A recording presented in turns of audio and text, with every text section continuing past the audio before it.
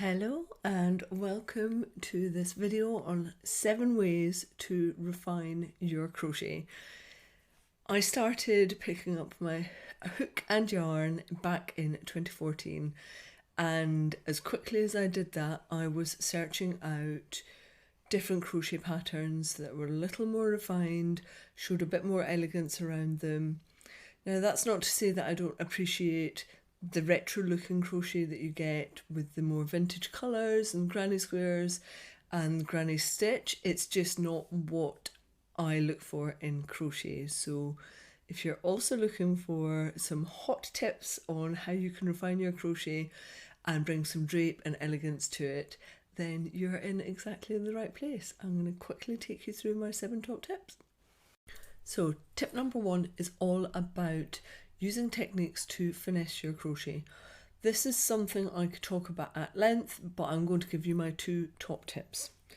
Number 1 is where you work your first set of stitches in your setup row or row 1 or round 1 within your foundation chain if you're using a foundation chain. A chain is made up of 3 elements. It has a front loop, a back loop, and if you look underneath it, it also has what is sometimes referred to as a back bump or a third loop. So you've got front loop, back loop, and then underneath you have a back bump or third loop. And what I would encourage you to do is, rather than working your hook underneath the front and the back loop, actually turn it over and work your hook underneath that back bump or third loop. It sounds like something that really shouldn't make any difference, because aren't you doing the same thing but just underneath? But let me show you what it does. Because you're working underneath the third loop, you've put the back loop and the front loop underneath your work. So then when you work into that first row or round, what that means is that the front and the back loop are sitting underneath your foundation chain. Your foundation chain is actually flipped. So you then have these really neat front and back loops sat as part of the finesse of your project. So one, it looks good, but it's also really easy then, if you're making a border, to know exactly how many stitches you've got to work, because your front and your back loops are very recognisable. If you have to do something in front loop and back loop, it makes that easier. If you're seaming up, then that makes mattress stitch an absolute dream to work through. This is such a small thing, but it will lead to such a massive difference in refining and finessing your crochet. So that's one of my first techniques that I would encourage you to start trying to do. The second one is all about starting stitches. When you learn to crochet, you most likely were taught to do turning chains. Most likely, if we stick to UK terminology, 1 turning chain for a double crochet, which didn't count as a stitch, and then you put a double crochet into the first stitch, 2 turning chains for a half treble, which counts as your first stitch, and 3 turning chains as your treble, which also counts as your first stitch. The problem with that is a turning chain is much thinner than an actual stitch, and it can be a real pain in the backside to try and work that stitch in the very top, the final turning chain. It's not that easy to work into, and what you end up with essentially are these massive holes and this wibble wobble right the way down the side of your work. And then if you have to add a border into this, it just doesn't look great. You'll create a gap and a hole that I don't think it needs to be there. I think you can swap out to starting stitches. So with a starting stitch, what it does is it actually creates something that is more fully formed as a stitch. It's thicker, it looks a lot like the stitch that you're going to recreate. So this is a set of trebles, and look at how nice and neat that edge is. So I do my treble stitches. Sorry, I have a cat's set of claws right in my leg there.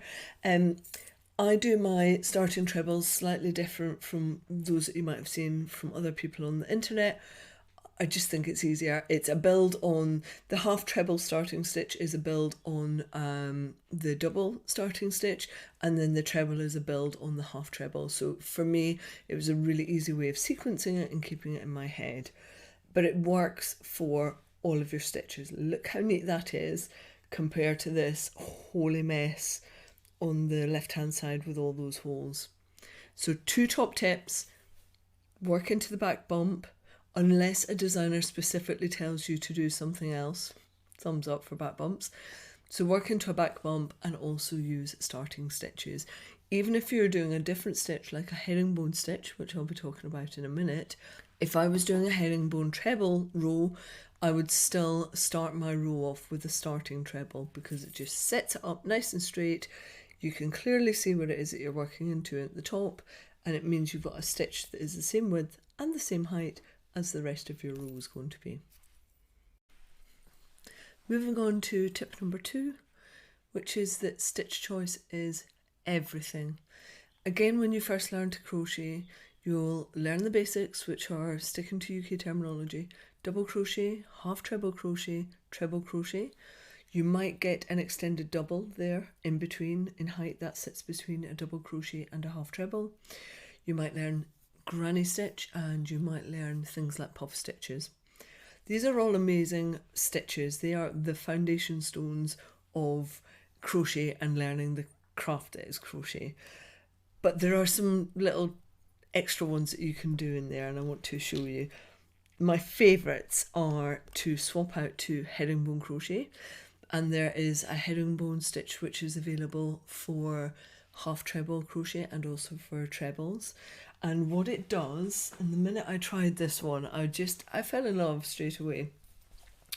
Because it has one extra step to the stitch, it flattens out the stitch. Now, it doesn't particularly make it any taller, because the nature of a herringbone stitch is that it actually sits on the slant. So when you work it in rows, it sits on the slant, and then when you work the next row, that also sits on a slant. So you get this kind of herringbone weave that appears in it. Let me show you.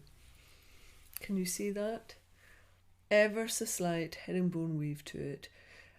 This stitch I love in particular, both as a half treble and a treble, because that extra one little element that you do where you pull a hook through one of the loops flattens out the fabric. It keeps it nice and flat.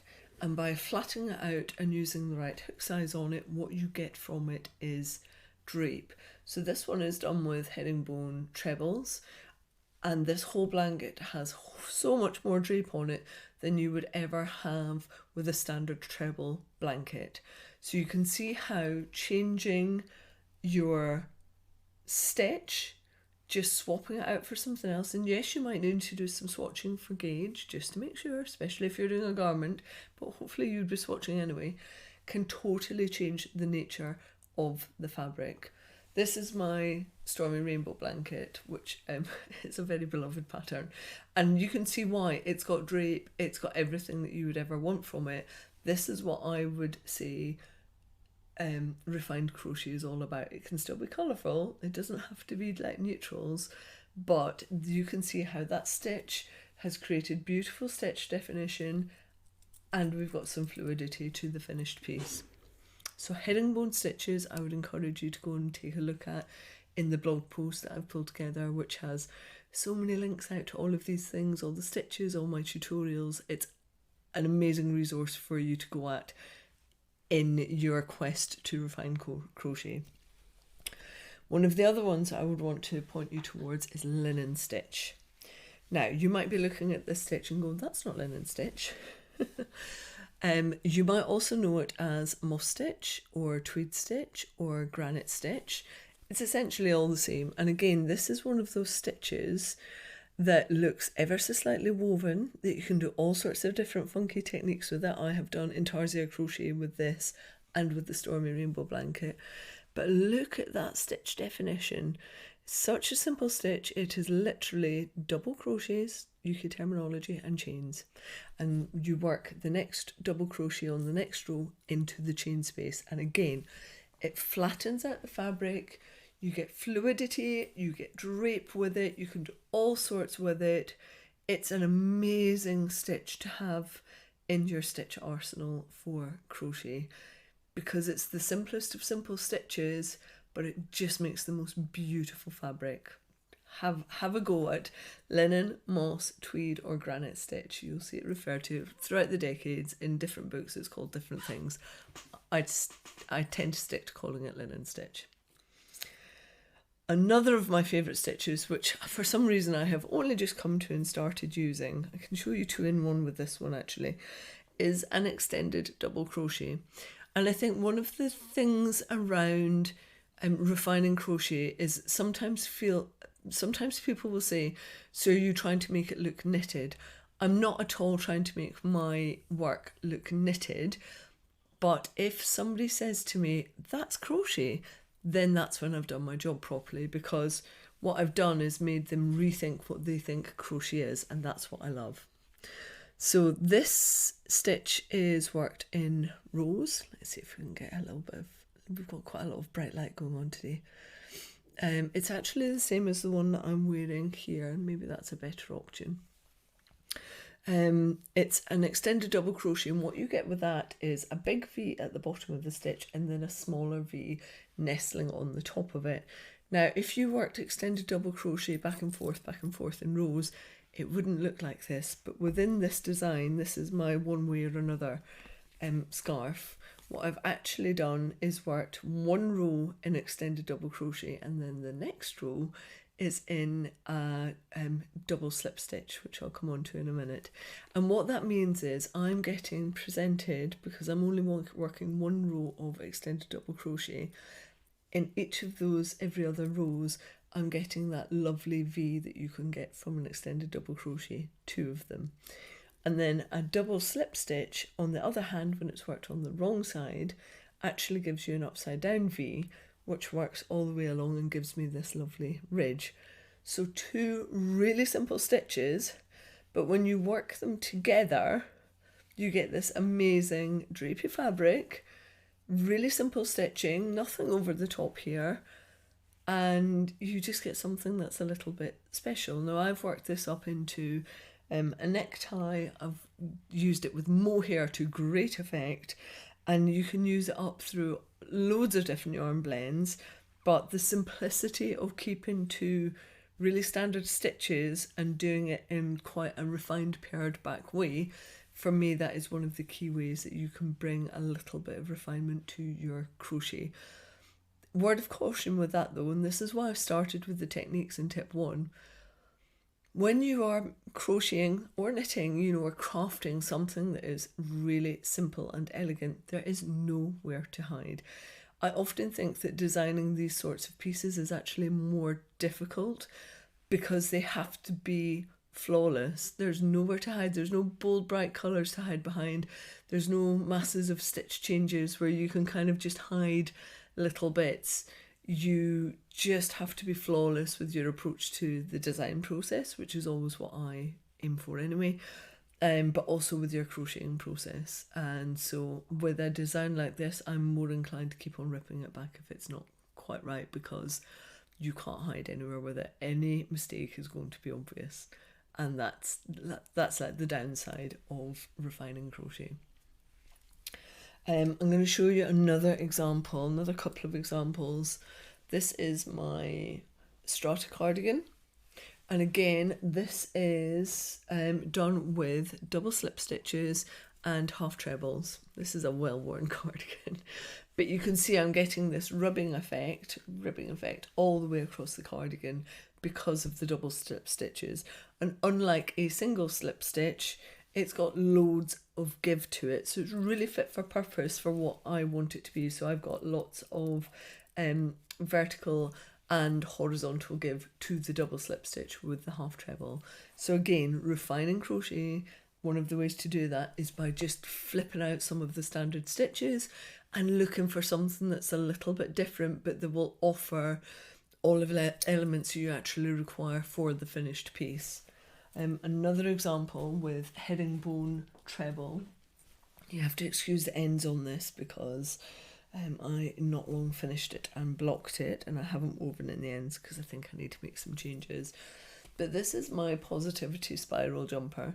This is herringbone trebles down on the bottom, and you can see that again it's got lovely drape to it, and I love the fact that it's just going on the vertical. So although it's a yoked jumper, which is sweeping around anyway with this filet crochet detail that I've added, I love that it's then also mirrored in the way that it's sweeping around the main body and the sleeves.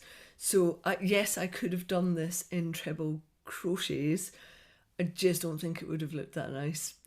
Certainly you'd have had a lot more definition of where the stitches were going into. You'd have had more lines showing, and it would have been very structurally horizontal lines showing with lots of vertical bars. And I know I've got diagonal bars on this. I just have a preference for that. So this is a nice example, I think, of where herringbone trebles can be used to make garments, to make the blanket I've got there, all sorts of things. It's a very versatile to stitch, but it's not creating a density of fabric. Like, I want to wear this because it's not dense and bulky. It's warm, but still will move around with my body, which is what I'm looking for out of a stitch. Again, I could go on with masses of different stitches that I use within my designs that bring, I think, a level of refinement, but go out and have a look at it for yourself. The only thing I would say is always bear in mind that a crochet stitch will look different one way and around than the way that it does if you turn it and do it again on the other side of the round. So if you do a right side and a wrong side, you will get a different looking fabric. If you use the stitch one way and then use a different stitch on the next way back, you'll get a different fabric again. And if you use a stitch in the round, you will get a completely different fabric again. So make sure the stitch that you're going to use is the right stitch for what it is that you're going to make. And this sounds like something that is so simple, but if you're doing a swatch for something that's going to be worked in the round, make sure your swatch is done in the round. Likewise, if you're working in rows, make sure your swatch is in rows. We are on to tip 3, which is such a simple switch out to make, but maybe you're not aware of it, which is that yarn blend can completely transform a piece that you're crocheting. Again, no shade on whatever you use. I am a wool girl. I love proper woolly wool, but sometimes proper woolly wool can be too toothy, too sticky, too fibrous, and what I need to do is add something with a little bit of a blend in it to relax the yarn a little bit. I use a lot of worsted produced wool, which means that the fibres are all aligned basically in the same direction, versus woolen spun where it's a complete mishmash, which is where you get a lot more of the fibrous nature from. So with crochet I have a preference for a worsted spun yarn because I think it makes the stitches show up better. And I have some absolute favourites when it comes to like just wool. And what I look for is sometimes something with a little bit of a blend which will bring something different to the party. So let me show you some different examples.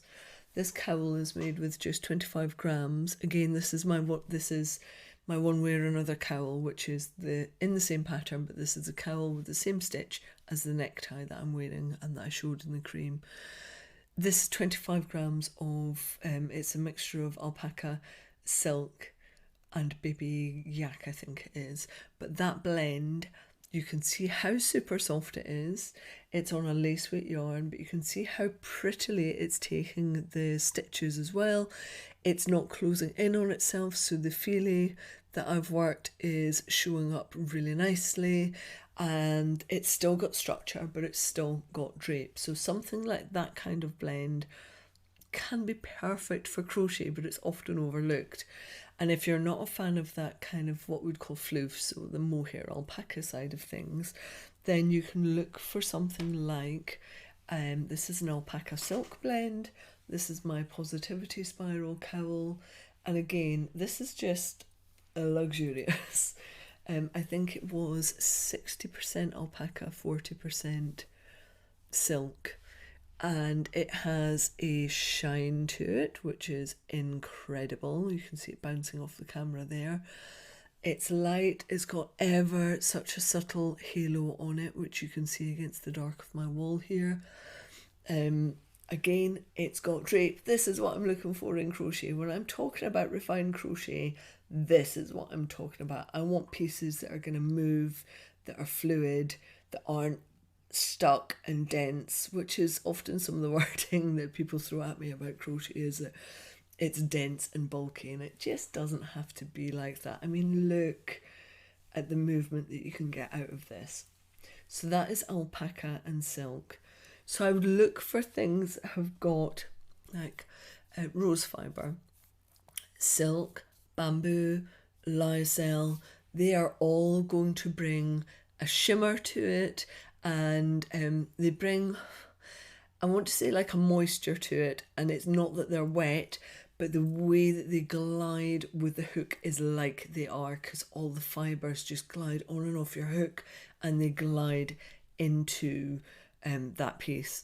Now let me show you the difference, because what I'm showing you next is a linen stitch shawl. This is wool based, and it's beautiful. It's 100% Blueface Leicester. It's absolutely gorgeous, but it does have a certain density to it. It is fluid because it's linen stitch, and we love linen stitch, but it is not the same as my Doppio Colosseum shawl, which is a merino, I think it's 50-50 merino silk. I mean, look at the shimmer on it and look at how it wants to play. That is the difference. These are both in linen stitch, but you have got two very different fabrics coming out of the linen stitch. So an easy way to refine it is to change the blend of the yarn that you're using. Look for something with a little extra in it, a little bit of luxury. You could also add something, like I've said, with floof in it, or you could add linen, which is an interesting one. While you're not going to get lots of shimmer off the linen, you can do a little bit, but not like you would with silk or nettle or something like that. It can give it a slubby quality, which can create a fabric which looks a little bit more like raw silk, which again can be luxurious and look different. But for like summertime crocheting, I would say that it's a really nice blend to look for with linen. It's a bit more interesting, it's a little more raw, but it can crochet up beautifully. So look for your yarn blends, change it up a little, rather than maybe sticking with what the designer has told you. You can easily refine something by changing the yarn blend. But as always, please swatch.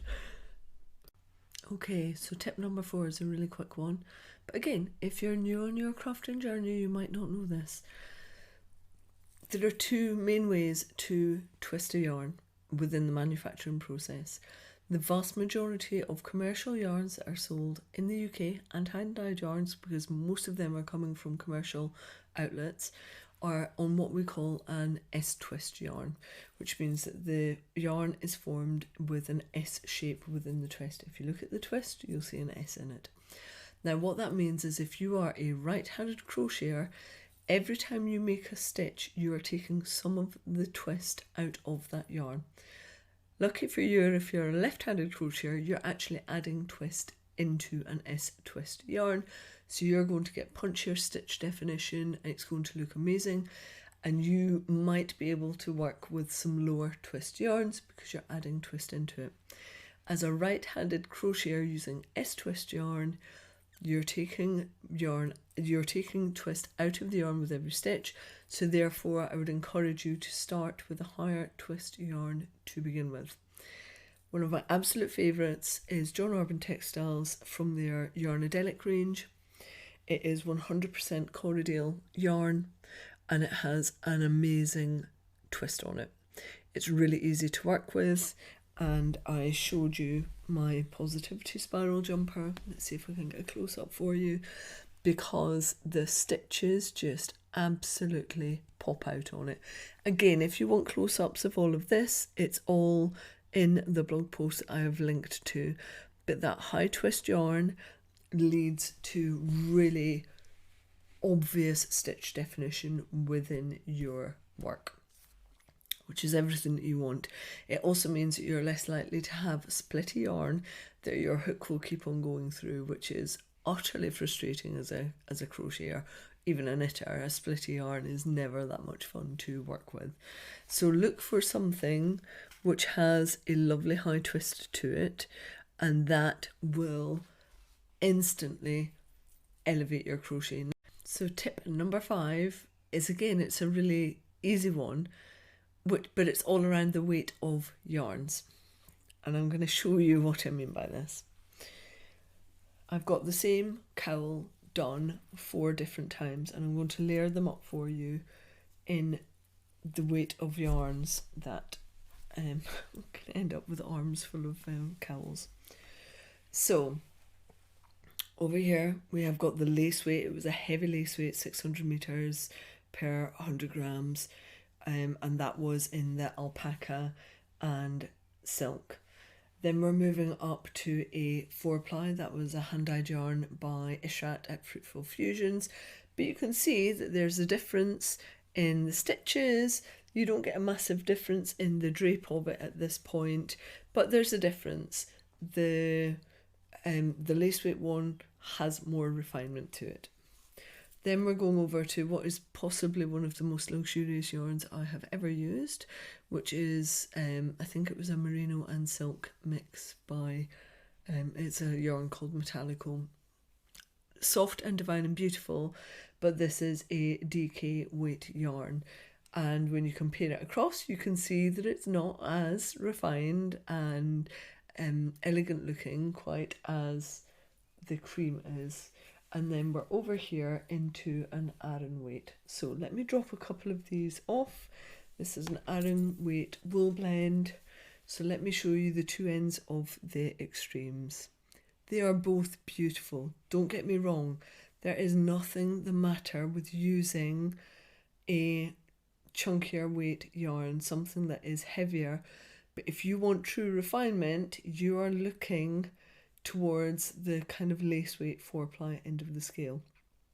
Now, I'm going to caveat that very heavily because earlier on I showed you my double slip stitch cardigan, the Strata cardigan. This is done with an Aran weight yarn. This is the Aran weight of the Yarnadelic, so my absolute favourite yarn globally, not just from John Arbon Textiles. This is my favourite yarn ever to work with. But I've done it in an Aran weight. So on the one hand, I'm saying refine it by going down to a lace weight. Now, who wants to work with lace weight for the rest of their years? So what I've done is taken an Aran weight yarn, but I've kept it super simple. This is 2 stitches. That's all it is. The whole aesthetic and design of the Strata cardigan is about simplicity. It's a cropped cardigan and it has got 2 stitches. I'm not throwing bells and whistles at it, and I've created a fabric whilst it's dense-ish because it is an Aran worsted yarn. It's actually quite flattened and it still has drape. So if I'm going to design with heavier weight yarns, I then think about all of the other ways I can simplify that project and refine it so that I'm not adding all the colours and I'm not adding all the stitches. For other people, that's fine. Like, go at it if that's what you love.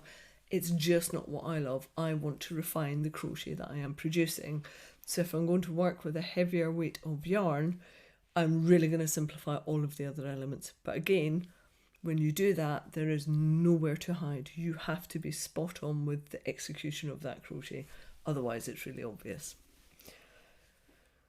Let me just show you up again, just so you can see. Heavy lace weight, look at the movement in it, and the wool on an Aran. They are completely different fabrics. So if you've not tried it before, and a few years back I did say I'm never going to work with lace weight again, that was a fabrication. I love working with lace weight now. I love working with lace weight now because of this, because of what it can produce. Tip number 6 is all about colour pooling. If I'm being really truthful, probably the thing that I wish I could change the most about crochet is colour pooling. I am not a fan. Let's put it out, let's be honest, I am not a fan of colour pooling in crochet. I'm just not. So I've done everything in my power to try and understand what I need to do to avoid colour pooling in crochet. And I have a whole blog post on it, which I have linked to in the mega 7 ways to refine crochet blog post. But we can kind of summarize it for you. It would be really easy to go and look at something like a skein of hand-dyed yarn and think that it's just going to be harmonious and work really nicely up in crochet. That's what I thought about this skein, but actually I was wrong, because one of the things that happens is that if you have a length which has got, it might have lots of different colours in it, but if they all read as dark, then they're going to show up in your fabric as dark. And let me show you an example of that. This swatch is this skein of yarn worked up. So at the very bottom I have double crochet, in the middle I have got half treble, and up at the top I have got treble crochet. And this is what I do. This is what I don't like. In all conscience, I could not call this refined crochet because of those splodges. I just don't like it. It totally gives me the ick and I feel really sad about it. But there is a way of getting around that. Now, you can measure how many centimetres you need for each stitch, and that's what I have done, or you can crib off of my workings out. So let me just scan down so I can give you what it is. So this is a 4-ply yarn that I have worked with a 3mm hook, and I know for every double crochet I need 3.5 centimetres of yarn. So if I am opening up a skein of yarn and it has got runs that are longer than 3.5 centimetres, then I know that it's going to take up more than one of my double crochets. So if it has a run, with this one it was about a 30 centimetre run of dark, which has given me about 9 double crochet stitches. So what I'm looking for within that skein of yarn is lots of quick colour repeats where you don't have an area that just reads as light or dark or mid-tones, where the colours are all choppy enough that your eye is seeing lots of different shade and tonal shifts rather than lots of teals and blues which might just read as dark all the way across. And it makes it such a huge difference to the resulting fabrics that you will get. So for 4-ply yarn with a 3mm hook, a double crochet is 3.5 centimetres roughly. A half treble crochet is 4.5 centimetres, and a treble is 6.5 centimetres. So with 4-ply yarn, personally, I would be looking for something which has got quick colour changes, which are no more than about 5 centimetres, because I know if I'm buying that skein of yarn with no plan for it, I don't know which design I'm going to use for it, then I know 5 centimetres and less is going to give me this type of an effect in my resulting fabric. This is a yarn which is no longer available, sadly. It's by River Knits and it's called Mermaid. And you can see that whilst you have got lots and lots of colours in there, and it's all teals and purples and pinks, you're not getting colour pooling and splodging in the same way. It doesn't read as like massive areas of splodging like you've got in this other swatch. And let me give you another quick set of stats. If you're working with a DK yarn, and let's say it's a 4.5mm hook, then a double crochet needs about 5 centimetres, a half treble needs about 7, and a treble needs about 9. So again, I'm going to look for colour changes in a DK yarn that are about 7 centimetres or less. I don't want to go above 7 centimetres because that's going to start the colour pooling that I don't personally like. Again, there's a massive blog post behind all of this, so if you want to go and do your own research, I can show you how to do it. I've got full instructions for that. Loads of instructions that you can take and print off for my own samples for my own swatches, which you can then print off, keep in your purse, so next time you go to a yarn shop or a yarn show and you are looking at yarn that is in a skein, you can ask if you can open up the skein, which is pretty essential because stuff will be hidden in that skein that you can't see. So you have to open it up and look for those colour runs and make sure that you're getting the right length of colour runs for you. I've not yet come across a yarn dyer or a yarn shop that wouldn't let me open up the skein of yarn to have a look at it. And let's face it, hand-dyed yarn is now, in UK terms, £20 to £30 a skein, and if I'm spending that much money on something that I view as being special, I want to be able to open it up and make sure that I don't have any hidden colour pool potential bits in there. So this, I think, is one of the biggest tips for refining crochet if you love variegated yarns, is understand what that skein is going to do, so you're not going to buy something and then be really disheartened with it. I'm part of a Facebook group that sells on variegated yarns, and I quite often see skeins of yarn that have been worked up with a few knitted or crocheted rows put in, and then they've seen that it's colour pooled, and then they're just selling the skein with the little bit of project, because I'm guessing they're disheartened because they don't like the colour pooling. So an easy way around that is to know what the colour pooling is going to do. It takes a little bit of work, or you can crib off my information, but it's a really handy method to have under your belt for refining crochet. Okay, we are on to final tip number 7, with a pom-pom. So sorry if you can hear him purring, but he's an old boy and he wanted some love. Tip number 7 is all around colour confidence. I have worked many a yarn show on yarn stands. I continue to do so, and I can say without a shadow of doubt that a lot of people are lacking in colour confidence. They don't know what suits them, they're not sure what to buy at yarn shows, they aren't sure about what goes with what.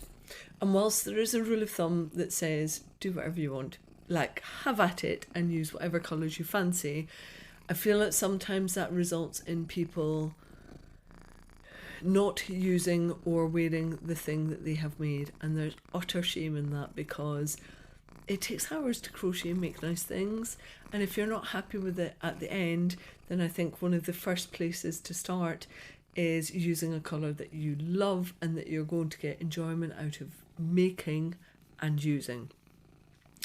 The good news is that growing in confidence with colour is something that you can learn, and if you don't already own one, then I would suggest buying yourself a colour wheel and then going and looking at my massive blog post on choosing colours, basically to increase your confidence. I know from all of the work that we do, hold on, let me just hold a cat. I know that I love neutrals, and I know that I have quite a classic colour palette. I don't do loads of bright colours, but if I am going to do colours, they are all within these earthy tones that I've got in my Stormy Rainbow blanket. Hello you. This is my thing, this is what I like, but I've paired it off with a mid-toned Stormy Grey just to pare it all back a little bit so it's not completely clashing. Now, what I wanted to show you is, if you're not going to go down the variegated route with your colours, if this is not your scene at all and you've seen a design that you kind of like, there is nothing stopping you. Please may I have my shawl pom-pom, thank you.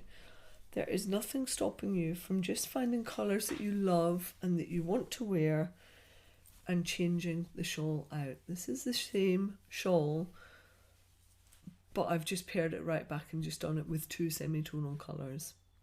There are loads of little tips and tricks in there in this massive piece of blog post around choosing colours, growing your confidence with it.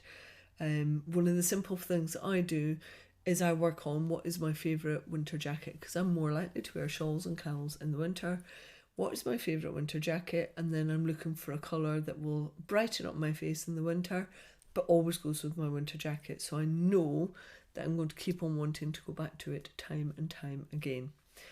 And if you're not going to read that blog post, but you need a top tip, then my best top tip is that there is one colour that suits almost every single skin tone on the planet, and that is aubergine colour, that kind of bluey, reddy purple. And the reason that it suits most skin tones is because it has reds in it, which are the warm, and it has blues in it, which are the cool. And because of that balance of the two, it works for almost every skin tone. So if in doubt at a yarn show, go for that plummy aubergine purple colour, and it should be a hit with your skin tone. But also maybe take a little compact mirror and look at natural light and put the yarn up to your face. This is another thing that I do a lot at a yarn show, is if I'm showing somebody different yarn colours, I will put the yarn up to their face and show it to them so that they can see it in natural light and work out whether it suits them or not. It's easy to grow in colour confidence, but you kind of need to start with a colour wheel. There are lots of these online that you can download as well. You don't have to go and buy one specifically, but it will teach you about primary, secondary and tertiary colours and blends and tones. But I have covered it all in this massive blog post as well. And that is it. That is my 7 top tips for how you can refine your crochet and bring a little bit of elegance to crochet. If you think I've missed something out, please let me know, because I will gladly add to this. I am on a quest to hopefully change the way that people think about crochet and move it on from like the granny square retro vibe that we all too often see as represented in TV shows and at yarn shows sometimes. Like, there's so much more available to us. Let's do it.